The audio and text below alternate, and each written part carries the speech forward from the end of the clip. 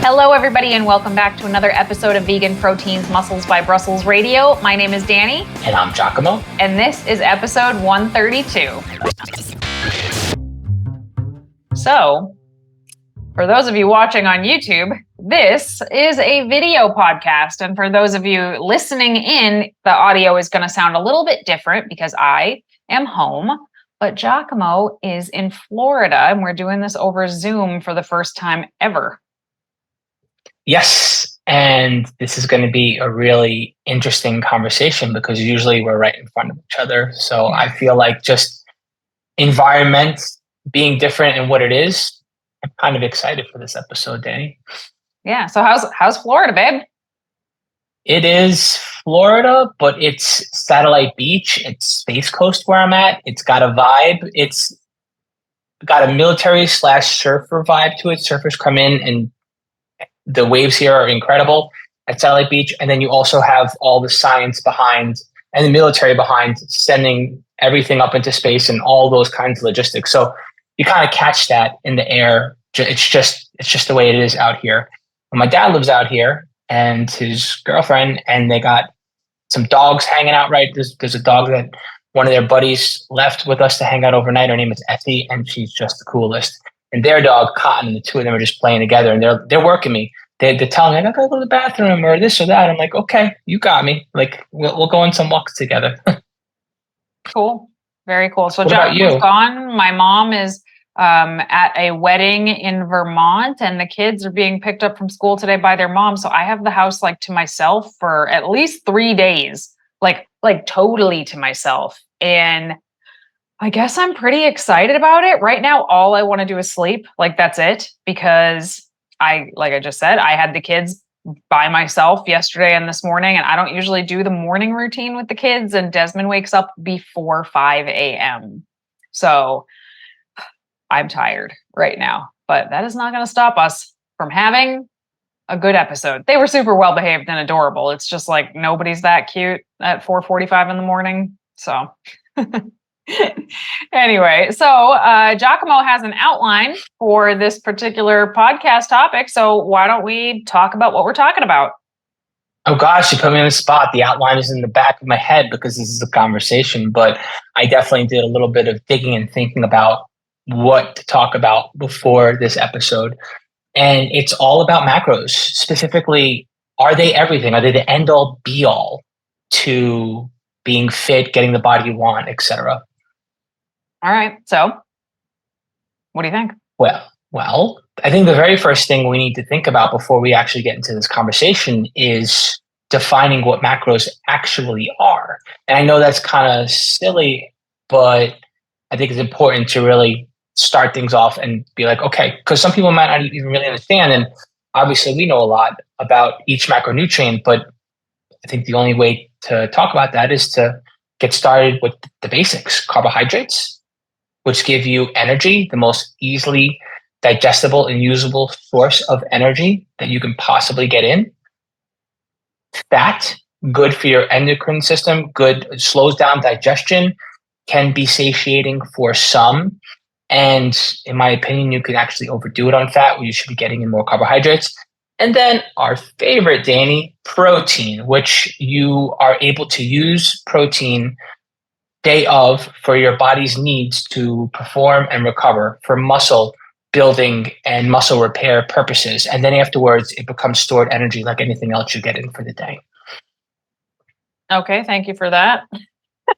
I don't know if protein is like my favorite. I just think that in our particular community, like in the vegan community, I just feel like it's often understated the importance of protein, because everybody just wants to be like, oh, I don't even need protein. When, you know, yes, you do. Of course, everybody needs protein, but I get what people are saying. Like, I don't need to specifically focus on protein in order to get enough protein, which, yeah, true. But for people who want to build muscle or get leaner or lose weight and hang on to the muscle that they have, then protein is very important. But, you know, even protein is not the be all end all of the macros. It's a pretty cool macro for a lot of reasons, but carbs and fat are pretty awesome too. And I know you mentioned like, oh, I think you can overdo it with fat and not get enough carbohydrates. I feel like I see more the opposite, where people are leaning really heavily on carbs and just not willing to eat fat at all. But regardless, they're all important, I guess, is the point. Yeah, for sure. I am a little bit bitter over what has happened the past 20 years, or 15, I should say, because I haven't been in it that long, with the protein stuff in the plant-based world. What does that mean? I just am. Well, let me ask you a question. I mean, this is hypothetical because we only work with plant-based dieters or vegans. Do you feel like fitness fanatic, like people who are into fitness that are not vegan at all, do you feel like they get in enough protein on average when they start to like work out and really get into it? Do you feel like they have the same struggle that vegans do? No, I guess. Not sure where you're going with this. Well, that's my issue. I think when it comes to eating properly, when you're getting into fitness or when you're already into fitness, there's like excuses that are created when you have a plant-based diet or when you're vegan and you just don't want to get enough protein. And you start to make excuses, or you start to like reason with yourself, like, oh, I want to eat a certain kind of way, or protein's not that important, or blah, blah, blah. There's been so much. First of all, the dietary dogma has been out of control with protein. And I don't think it was anyone's fault per se, but it's true. It's been pervasive for the past 10 to 15 years in the vegan world. And that drives me crazy. And then the other issue is that at this point, regardless of that, we just have like our eating preferences or our beliefs about health in the vegan sphere. And I think we're missing the forest for the trees, and we just don't get the right amount of protein. And at that point, at what point does it just become behavioral, Danny? And it's no longer a belief. And all of a sudden you see people just not getting in enough. So yeah, for me, it's upsetting that anybody watching this is about to find out why this is not usually a video podcast. I'm seeing myself like, oh no, people are going to see the faces. I'm making the faces out loud this time. Okay. So I'm going to totally disagree with you, I guess, because I think that when it comes to protein, I'm going to just talk about vegans, I guess, in general. I'm not worried about anybody's health. I can't even remember the last time that I met somebody who was eating so little protein that I was worried for their health. Like, you're going to be fine. Your blood work is going to be fine. Nothing bad is going to happen to you. Where I worry, I guess, and maybe worry is even too strong of a term, is when people say, I want to build muscle, I want to be leaner, I want to achieve XYZ physique, I'm not getting stronger in the gym. And then I look and they're eating 40, 50, 60 grams of protein. And then I'm like, again, nothing bad is going to happen to this person, right? But they're not going to achieve their goal that way. It's highly unlikely that if that is their eating pattern long term, that they are going to be able to achieve that goal. So really, it's like they're only hurting themselves, I guess. But you're not hurting yourself. It's not like you're going to end up in the hospital. But if you're trying to achieve a goal, then yeah, you need to eat more protein. It's more important then. Does that make sense? It does. And I feel like I'm on the same page with you, Danny. What about fat? And I feel like there are outliers that don't consume enough fat, but I don't know if I would consider it the rule. Like people wind up over consuming carbs versus fat. Okay. So I don't know if you recall the 80-10-10 craze that swept the vegan community 10 years ago, 12 years ago. I don't even remember exactly when it was, but I am talking full blown craze where people were like feeling guilty if they weren't eating 80-10-10. And what 80-10-10 was, for those maybe newer to this community, I still hear it, like it's still out there. People still talk about it. It's 80% of your calories coming from carbohydrates, 10% of your calories coming from fats, 10% coming from protein. And I even heard this taken as far as like 95-5, like because everybody just has to one up the next person all the time. So obnoxious. And usually, but not always the 80% of the calories coming from carbohydrates was usually from fruit. Like this was a very fruit-based diet most of the time. I have certainly met people who like ate more potatoes or rice or whatever, but usually it was a fruit-based diet with virtually no fat and no protein. And that, in my opinion, like that, the fat portion of that has really stuck around, where I meet so many women who are eating like under 30 grams of fat and they're like terrified to add fat to their food. And on the one hand, like fats are the densest of all the macronutrients. They add up the fastest. It is so easy to add 200 or 300 calories of fat to your salad, like without even really thinking about it, with just a little bit of olive oil, for example. So I understand the sort of caution that people have around fat, but there's like a straight up fear that a lot of people, and I work with mostly women, but also it seems like it's predominantly women who are like terrified of having their fats over a certain amount.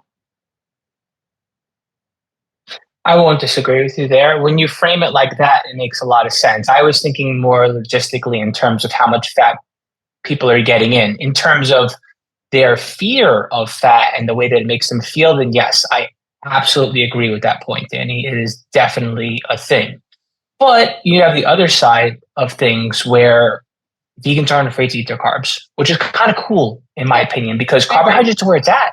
Because think about it, you're constantly teaching your glycogen stores that they can be refueled real easily, and where they can't be accessed, your body can access food right away.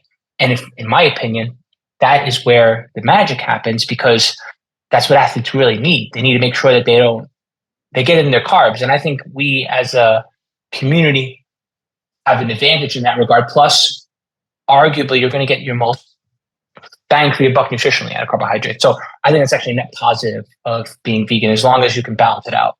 Yeah, no, I agree. I think that in general, vegans are less likely to be afraid to eat carbohydrates, but you know, there's a lot of carb fear too. A lot of people DM me and just say like, I don't know how to get my carbs low as a vegan, because a lot of people think like the baseline to reach their goals is that you have to eat low carb, you know, and you can overdo and underdo. That underdo isn't even a word, but you can overdo and underdo any of the three macros. You can eat too many carbs for your goal and also not enough. You can eat too much fat for your goals and also not enough. You can eat too much protein, which is a whole ass conversation. Yes, you can eat too much protein for your goals, and you can also eat not enough. So I understand that like people, human beings in general, really love a very straightforward solution, like black and white answer, like this good, this bad. And it's just not that way. And even on a podcast, I couldn't be like, well, everybody should eat this much of this and this much of this, because it's not everybody. There's variations from person to person to person. But in general, most people should be eating a pretty good balance of all three of the macronutrients. Hey everybody, we're interrupting this podcast to let you know that we have an upcoming 12-week fat loss challenge that's starting in less than 2 weeks.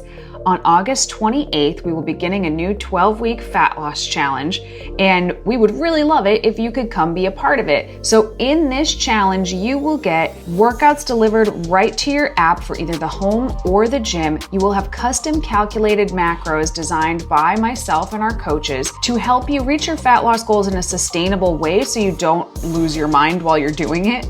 There's also over 80 video lessons delivered to you every single day. So not only are you getting the results, but you're also learning how and why we design our programs this way so that you can continue to reach your goals even after the program ends. We also have weekly live Zoom calls with the coaches, and one lucky winner who transforms their life the most in the time of this challenge is going to win 3 months of free one-on-one coaching, which can be life-changing if you use use it appropriately. So if that sounds good to you, and if you want to work with some vegan coaches who aren't going to tell you to eat eggs or drink whey to reach your goals, please click the link in the show notes. Come join the upcoming 12-week vegan fat loss challenge. We would love to have you there. Yeah, totally. And I think for the most part now, the straightaway simple solution on paper, what is the baseline on what you should be doing to balance out carbs, fats, and protein? I don't think there's any true mystery around that anymore. It's generally accepted, the science at least, that you try to get in the 0.8 to 1.2 grams of protein per pound of lean body mass. Am I saying that right, Danny? 0.8 to 1.2, yeah. Mm-hmm. Correct. And then fat, if you really want, I mean, male or female, you want to get in a bare bones minimum of 30 and probably upwards of 40, especially if you're like going into pre-menopause or post-menopausal. In age in general, it comes that much more important to just keep your fat a little bit higher. Your body's going to be less responsive biologically to what you do to stress out your endocrine system, when you're dieting down, especially. Yeah. And then carbohydrates, that's where you get the rest in. There are outliers all over the place for all kinds of reasons. Sorry to interrupt you. It's very hard to not interrupt with Zoom because there's like this lag. But I just want to add on, I don't like to see women's fats below 40. I'll do it occasionally if I'm getting somebody ready for a bodybuilding competition, but it's temporary. I don't like to see it sub 40 on almost anybody. You know, occasionally I'll work with somebody who's 4'11" and 100 pounds, and maybe we're having a different conversation then, but most people are not 4'11" and 100 pounds. So yeah, anyway, continue. Sorry. No, all there with you. And those are more of the outliers where the baseline where you always want to gravitate back toward if you're not dieting, obviously. I should have put that in, so thank you for that, Danny. That's where the baseline is. But there are all kinds of reasons why you can experiment with these numbers. Although I do still believe that the protein is the one thing where you should keep that tried and true right there all day, every day. Mm-hmm. Maybe if anything, have it just a smidgen higher for insurance's sake if you're going to be dieting down. Yeah. And I think you can, I think you can have a range. You know, I know for myself, I'm happy if I get anywhere in between like 110 grams of protein and like 160 grams of protein, which is a pretty big window for me. 160 is probably overkill for me, honestly. But if I fall somewhere in that range, I'm pretty happy. If I start, first of all, I won't go above that by accident. That's not going to happen. But I could drop below it by accident, and then I make a conscious effort to kind of keep it there. So you nail this formula. You have the skill of tracking. You could arguably live your life like that because you're a machine and bottom line results driven. Obviously, I'm setting us up here for a clear recipe for disaster, meaning that even if you could be that person, why would you be that person? And this is, in my opinion, the perfect segue here to move the conversation over to like, are macros in fact everything just because they can get you results? And just because you're feeling differently about hitting them and tracking them and this and that. This is where the conversation gets interesting, in my opinion. So I guess I don't know. No, of course. I mean, I guess it's a hard question to answer because like, are macros everything? That's like saying, is food everything? You know, is your diet that important when you're trying to reach a particular goal? Yeah. Yeah, it is. Are macros everything? Like when we say are macros everything, do we mean like following a specific set of macros to a T? Is that what we mean? You tell me. I think it's open to interpretation because yes, you have to track in some sort of way to achieve your goals. And yes, you can also not track in some sort of way and just know what you need to do. But those tools and those skills exist for a reason, right? This is when you're trying to change your body. But what about when you're not trying to change your body in any sort of aggressive way, where you're not trying to take your body out of a state of balance to either bulk or to lean out? What do you do then? And I think that's where people can get a little fed up or a little hooked on macroing, and it's potentially not the answer, right? But then they go in the opposite direction. And we've talked about this ad nauseum, but we're going to talk about it at least one more time, that listening to your body is not always the solution, because you might feel like you're doing what you're doing, and sometimes you realize you're lying to yourself, and sometimes you don't realize you're lying to yourself. It's about like how your eating habits are and what balance of food you're getting in. And this is where I feel like macroing can definitely help, but it is not the solution. It is a tool, it is a skill. It's not the end all be all, and it is not everything. Yeah. It is a tool. And I think it's a really, really, really valuable tool. Look, I wrote a book about it and I still stand by this book. I think this book is super, super helpful and it teaches people how to do exactly that. But I originally wrote that book in 2014. I've updated it a few times since then, but now I do recognize that, one, there are people who that is just not the best avenue for. There's a million ways to achieve a bodybuilding goal. And when I say bodybuilding, I don't mean competitive step on stage, win a trophy bodybuilding. I mean anybody who has a pursuit of building muscle or getting leaner and is like passionate about strength training. Like, you're a bodybuilder. And a lot of people say, oh, I'm not a bodybuilder. I don't want to be a bodybuilder. I just want to build my glutes and my shoulders and get a tighter waist. Like, honey, you're a bodybuilder. That's what bodybuilders do. Anybody who has a goal like that could get a lot of value from figuring out exactly how much they need to eat and then eating that amount. However, for some people, this is triggering to them for like disordered eating behavior. It's just like more numbers to focus on, which, we never want to push somebody in that kind of a direction. For other people, they are just like flat out not going to do it. They're not going to do it. So we need to find a different way. There is no way that is quite as precise. Flat out. There's no way, short of following a meal plan, which I find to be significantly more problematic in the long run, there is nothing as precise as learning how to sort of track your food and eat the right amount. But there are lots of other ways to do things. And I think we have a podcast we're recording going into depth about exactly that, what all the different ways are, their pros and cons. So we'll save diving into every single one of those for that episode. But yeah, there are definitely other ways. And for some people, there is a better way than just sticking to your macros. What is the better way, Danny? What is the happy place in between eating healthfully, tracking things numerically, being firmly aware of what you want to do when you're a creature of habit, and like sticking to your guns? So like you're kind of in a meal plan, like in the back of your mind, but not actually writing it out.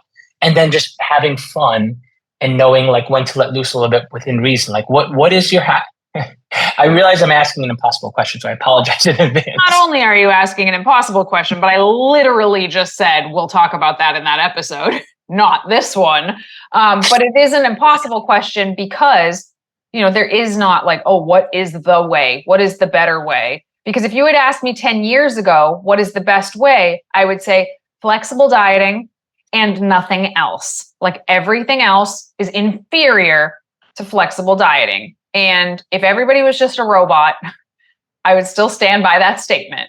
But we are not robots. We have histories and thoughts and behaviors and patterns, and that all need to be considered when choosing the best possible dietary approach for somebody. So there is no one answer because it's going to be different for everybody, which is pretty much always my answer to everything, is like, it's going to depend on the person and the situation. And that is still true, but we'll talk about these specific different ways in that episode in a few weeks. Right, for sure. So, but there are other things outside of macros to consider. And I hate to use the word lifestyle because I don't want us to come across as, oh, just be happy, just have a nice, healthy, balanced lifestyle. Like, we're all about aggressive goals and we're all about hard lines and putting your head down and doing the work, doing what you need to do. But there's something to be said about setting up your lifestyle in a way where you have, like, where quality of life is taken into account, not just what you do in the gym and not just what you do in the kitchen and what you go grocery shopping for. And I think you can go too far in the opposite direction where it's like, well, I just want to live a happy life and have good quality of life. But then you turn around and you're absolutely miserable because you're not taking care of yourself. But it's that in-between place again, where it makes a difference. It really does make a difference when you can't have one without the other. Yeah, I mean, that to me, that brings up like this thought of intuitive eating, which is a big movement, and rightfully so. I have a lot of respect for intuitive eating, like as a movement that is helping people learn to trust themselves. But much like I don't think flexible dieting is like the answer for 100% of people, I also don't think intuitive eating is the answer for 100% of people. The sort of concept behind intuitive eating, I mean, there's a lot to it. Like there is a lot to it, and I am super oversimplifying, and I might be missing bits and pieces here and there. I haven't read the book in a long, long time. But the gist is, if you listen to your body and give your body what it wants, especially in the beginning, in the learning phases, eventually your body is going to start craving and wanting things that are good for it. If you're really listening to your body, if you get really good at that connection, you'll know exactly what your body physically needs. You'll know what like your heart needs. You'll know what your energy needs are. You'll know when you're full enough to like stop eating. What a beautiful, wonderful concept, right? And for people that it works for, to be happy, healthy, have a good relationship with food and their body, I have nothing but good things to say. That said, I have also seen a lot of people who have worked really hard towards that goal and not gotten there. And I'm not even just talking about like getting in shape, because you'll hear a lot of people say like, oh, I really, really want to do intuitive eating, and I also have 20 pounds to lose, which those are opposing goals, right? Like if you are intuitive eating truly, then you are not thinking about the scale. There are some people who will do intuitive eating and will lose weight as a byproduct of getting good at listening to their body. There are some people who will do it and will gain weight as a byproduct of listening to their body. So the scale in your physique has nothing to do with intuitive eating. And it feels almost impossible based on the definitions of these things to have both of those goals at the same time. I still see people try to do it all the time. But there are a lot of principles about intuitive eating that I like. I like them a lot. There's lots of things in there. We talk about listening to your hunger cues and your fullness cues frequently on this podcast. We talk about working in foods that kind of like feed your soul and building around it. I like that. There's a lot of stuff I like about it.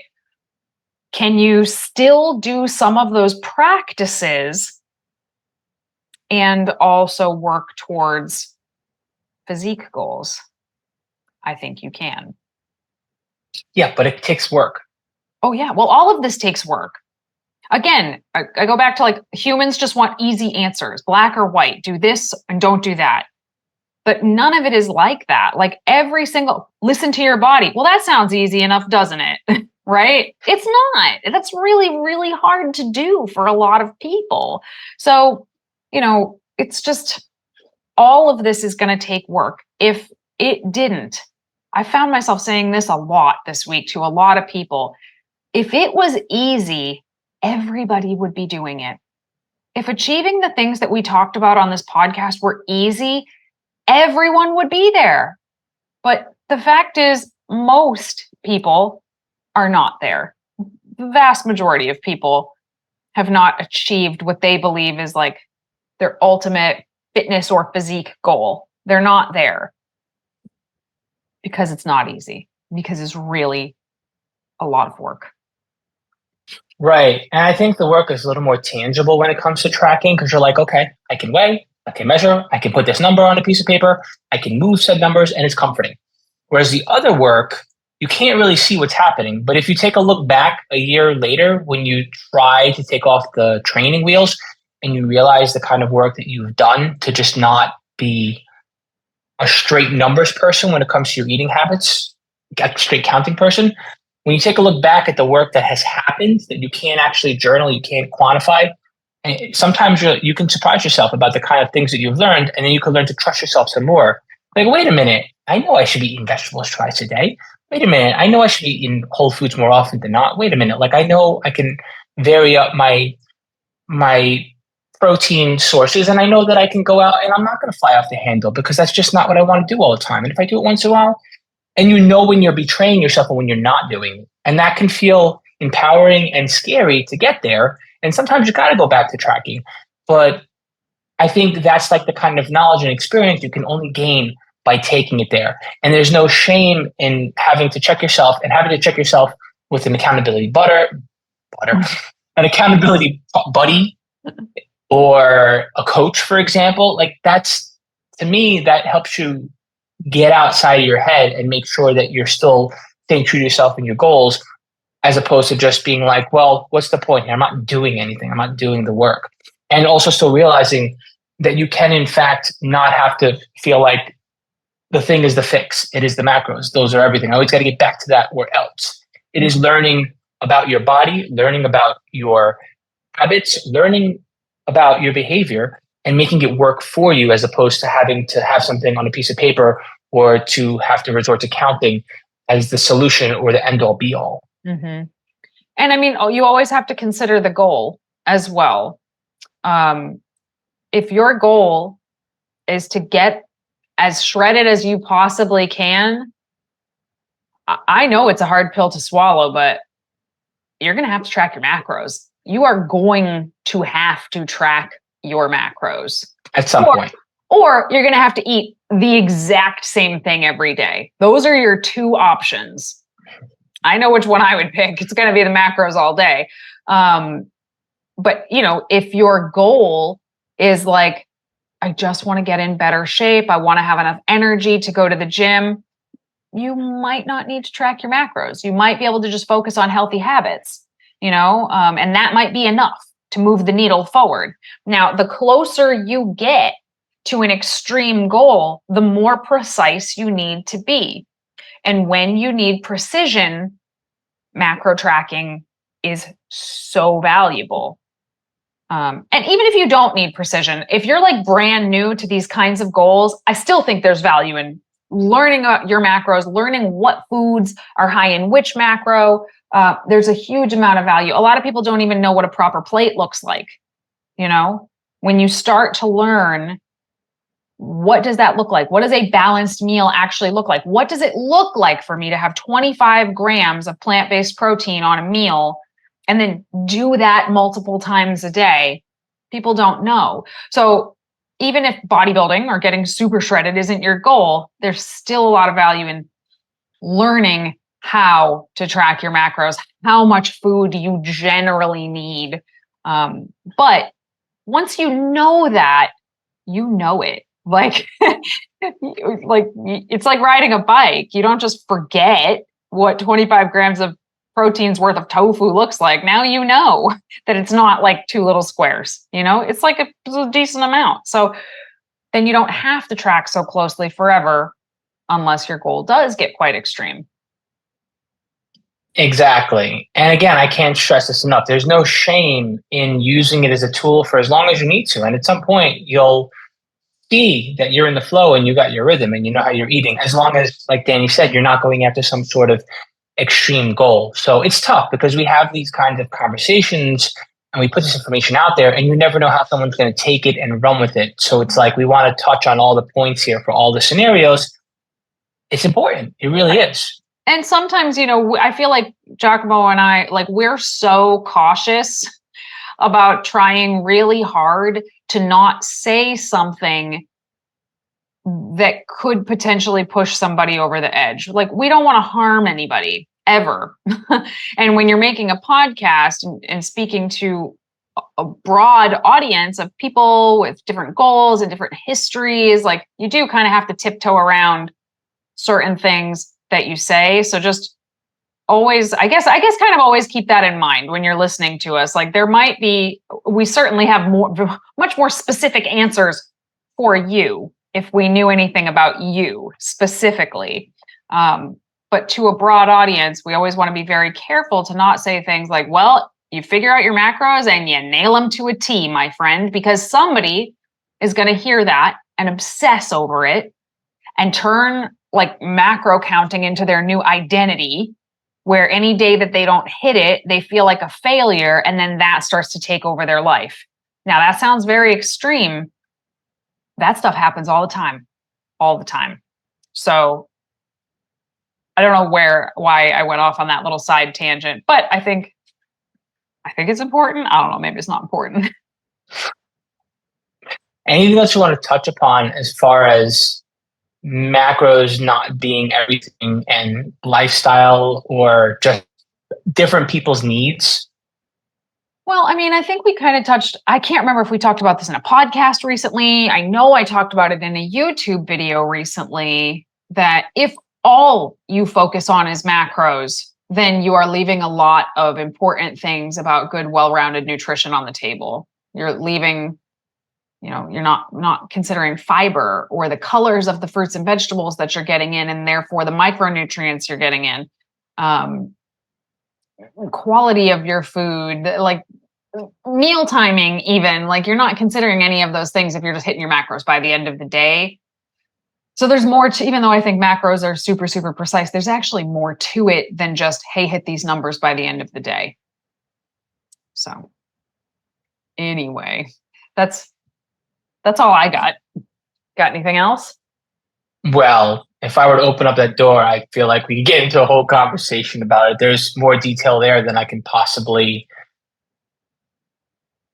put out there inside of another minute or two. So yeah, we'll leave. See, normally if we were sitting across from each other and it was just the microphone, I'd go, and that's how we know the discussion is over. But now you have to hear us decide if the discussion is over.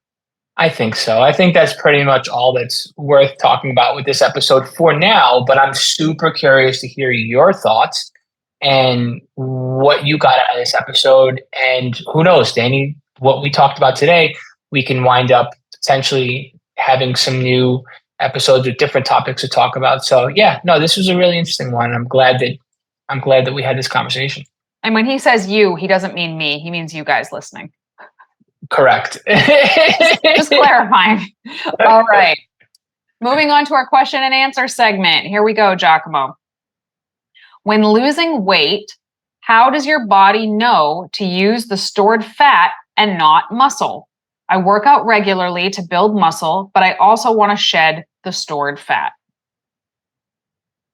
Your body doesn't know the difference, and your body will catabolize your muscle. That's the bottom line, unless you get the right amount of protein in. That's straight away, simple, straightforward answer. If you do not, bodies don't care where they pull it from. You could think about the fact that you're not supposed to hold on to muscle. It serves no biological purpose whatsoever. To have a lot of muscle. Correct. Mm-hmm. Correct. It's actually metabolically taxing on your system to have muscle. You have to burn calories just to have muscle. To have a lot of muscle. Everybody should have muscle. It's very good for you. He's talking about like bodybuilder levels of muscle. Yeah. Yeah. But even in general, from a biological based standpoint, if you're dieting down, if you want to get leaner and not smaller, your body doesn't know the difference of what your personal wants are. It's going to get rid of what it has to get rid of because you're not giving your body nourishment. Mm-hmm. So it'll shave off muscle right away, whether you have a lot or a little, Danny. It's going to take from wherever it could take from. But keeping your protein high will absolutely help you hang on to it as much as possible. And also not eating in too big of a deficit. Because if you're eating in too big of a deficit, there's no amount of protein you're going to be able to eat that is going to stop all muscle wasting. But if you're in a moderate deficit with enough protein, and strength training, that is key also. You can't just eat protein and not strength train. You have to do all of these things in order for the weight that you lose to not be muscle and be much higher percentage of body fat. Strength train just as hard. Focus on your recovery, manage your stress, because when you diet down, you become even more fatigued and it becomes even harder to put out the same level of energy when your body's in energy conservation mode and you're getting in less food. You have to train even harder. So that creates stress in your system. And now you have to focus on recovery even more than you normally would. Because if you don't, and that fatigue and that stress catches up with you, guess what happens? you have a harder time training hard, and you have a harder time holding on to that muscle. And that's, and even if you were able to hold on to the muscle, like your finished look wouldn't be the same because you weren't able to train as well or recover as well. I got a question for you, Danny. Or do I? Is it? You do. Yeah? Oh, yeah. Well, I got it. Okay. All right. Okay, Danny, thoughts on waist trainers? When losing weight, how does your body know? No, that is the question I just asked you. Just the first one. Those are the two questions. Wait, what? I'm confused. You didn't ask me the about waist question trainers. For me is, what are my thoughts on waist trainers? Yeah. So I hate them. Sorry. I don't like waist trainers at all. I think they are absolutely silly, honestly. 100%. I thought we kind of like squashed this idea in 2015, but boy, are they making a comeback right now. Waist trainers everywhere. So waist trainers are basically like corsets for the gym. They're usually made out of some kind of like rubber, or sometimes they have like a nylon or spandexy vibe to them. Lots and lots of hooks, like iron hook closures all the way down, sometimes like 30 hooks. And they are very, very tight. And the idea is you wear this waist trainer and you do all of your workouts in it. And over time, your waist will get smaller. Now, your waist will appear smaller when you take this off, usually for a few reasons. One, you just squished the crap out of it for sometimes days. Like people wear these for 12 or 16 hours a day. They don't just work out in them. They wear them all the time. You just squished the heck out of it. So of course it's going to look like that. Like you ever sleep on your pillowcase and wake up with lines everywhere? It's the same thing, but it's your whole waist. But the other reason is because they're made out of rubber, you sweat a lot when you wear them. And the sweat is coming from your midsection, which first of all, ew. Can you think wearing a rubber suit and sweating your ass off? I can't think of anything less pleasant than that. But the water is coming from your waist. So when you take it off, you've lost water in your waist. So it looks smaller. Cool, right? Well, no, because you're going to go drink a glass of water. It's just going to replenish itself because we regulate our water minute to minute. Now, over the long term of that's just like, a day, right? Over the long term of wearing this, they're so tight that they can actually stop your core from properly activating. So it kind of forces you into good posture, basically from your hip all the way up to like basically the bottom of your breasts. Like they're tall. It's not like a little belt or anything. And you can't correctly contract your core with a waist trainer on. Over time, those muscles are going to get weaker, which, yes, means they will get smaller. But is that really the way you want your waist to get smaller, by losing muscle in your midsection? Think about it. If I had a cast on my arm for 6 or 8 weeks, when we took that cast off, my arm would be smaller because the muscle in there would have atrophied. What do you think happens when you put this waist trainer on your midsection? Now, I'm a big fan of not overtraining your core. You guys have heard me say that if you want a small waist, don't train your core to death. But we do need some core strength. We need some core muscle. And if you've ever looked at there's still a pretty large corset community today. If you look at some people in the corset community, some of them have little 10-inch waists. 10-inch waists. My arm is bigger than 10 inches. There's no muscle in that particular spot. How could there be? But then when you see it, and if that's somebody's aesthetic and that's what they want to work towards, no shade, do what you want. It's your body. I don't care. But that doesn't look particularly safe to me. That doesn't look like you're going to have a particularly stable spine in and out of the gym in general. So that was long, but that's my answer. Also, dudes are wearing it now too. Yeah. Mm-hmm. I'm not interested. I'm intrigued. I'm curious, but it doesn't seem like there's any real value to it whatsoever. And the risks are all over the place. It just seems like just a mistake. Just the risk of getting a rash sounds terrible. And I should add, I think I mentioned this on the last podcast. I actually own one. because when I had my skin removal surgery on my lower abdominal, I had to wear one as like a compression garment after my surgery for a couple weeks because you are so swollen. So again, it pushes the fluid out of that area, the water we just talked about, but also for people who have had surgery in their muscles in their abdominals, which I didn't, it helps hold the muscle tissue. Like if you had like an umbilical hernia and had to have surgery on it, you would wear something like a waist trainer afterwards to like hold the tissue together so it could heal together properly. So I have experience wearing them and it's awful. That's all. All right, everybody, thanks so much for tuning in to another episode of Vegan Proteins Muscles by Brussels Radio. Stay in touch with us on socials at Vegan Proteins and at Muscles by Brussels. Hit the contact button on veganproteins.com. You'll always get a video response from one of the coaches here. Once again, my name is Giacomo. And I'm Danny. We'll talk to you soon.